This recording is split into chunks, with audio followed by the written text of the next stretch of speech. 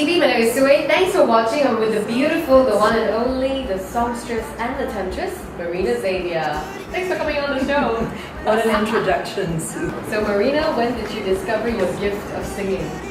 Oh, not very early, not as a child or anything. Everybody thought that I sounded like that I was too hoarse and did not give me any encouragement.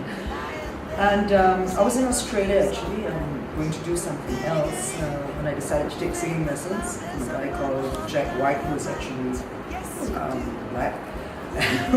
And then I came back to Singapore and I still dabbled in other things. I was still studying modeling and all that. And I probably started with the band, when I was about 20. So what went on, in Europe for you? I did many projects besides working on myself to death. Yes, 2 or 3 gigs a night with musicians from all over, Paris-based musicians, American musicians, French musicians, whatever, and recording with lots of French artists and international artists. Yeah, artists that were really popular. The Rita Mitsuko with Dina Style, a rapper. I was even singing behind his rap and represented France for like Africa Bombata. And you also put up a video on a little street in Singapore. Can you tell me more about that? It's actually a very old tune. It's from 1930 from Peter De Rose and Billy Hill. And some people think that it was just Manhattan Transfer that put that out in the 60s or 70s. And a lot of people, when I sing it overseas and here, think that I wrote it. So sometimes I usually slyly pretend that I didn't take credit for it. Why we did the video on a little street in Singapore is because we did I Love Paris in Paris at the end of this summer. And then I was trying to choose something from the album. And I thought, oh my goodness, I might as well show that, I do like Singapore too, on a little street in Singapore.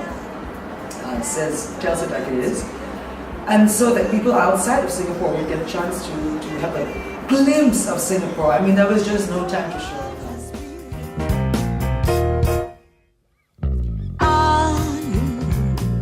A little street in Singapore, we meet beside a lotus-covered door. The last, 5 albums, amazingly, that you've put out to the market. 5 solo albums. The first was, and many compilations, countless compilations done in France and in Singapore. The 5 solo albums started off with Made in India, and then we recorded the pop album in France with Made in India as the tune.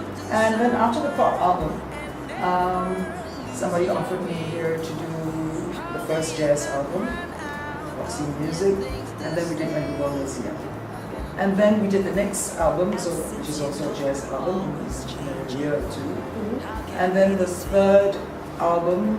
4th album was a Christmas album, a jazzy Christmas in Paris, also recorded totally in Paris, like available here. And the 5th album that was recorded in Singapore with all key musicians that are based in Singapore, the most fabulous musicians in Singapore, people that I've been working with off and on for a while. And it's called Where Do You Start? And it's basically a mature album with a lot of tunes pertaining to divorce and breaking up, and one or two happy tunes, 2 French songs, and that Spanish number. Fueron tus ojos que te provocan, fueron tus manos en tu voz. So what do you think is the best thing you've done?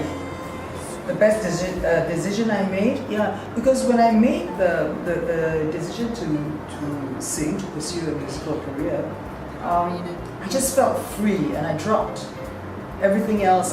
All that fear of not going back to school and getting the degree in law that I was chasing.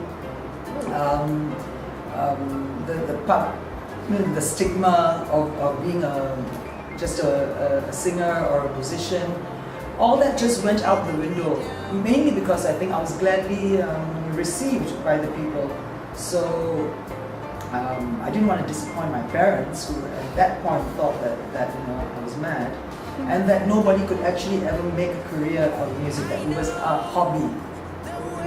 And so all that went out the window. I said, no, this is what I want to do, and I will do it. I never thought that, okay, I'll prove you wrong or whatever. I just thought, I'll just do it one day at a time and see where it takes me. And yes, it's taken me places. I have no regrets. You're kind of like living the dream and doing what you love, right? Mm-hmm. So many people look to you as an inspiration. What kind of advice would you give to the young and upcoming singers? The opportunity to watch and study is there. There are schools, but basically it all comes from, I guess it comes from you. And I would advise them to go to sing, to just keep singing, to sing at home, to sing, to jam as much as possible. There are quite a few jam sessions going around here for the amateur, and they shouldn't be afraid, they should just go for it. You're such an inspiration. Thanks for hanging with us here on Lo-Fi, and we can't wait to see more of you in 2012. Marina Xavier.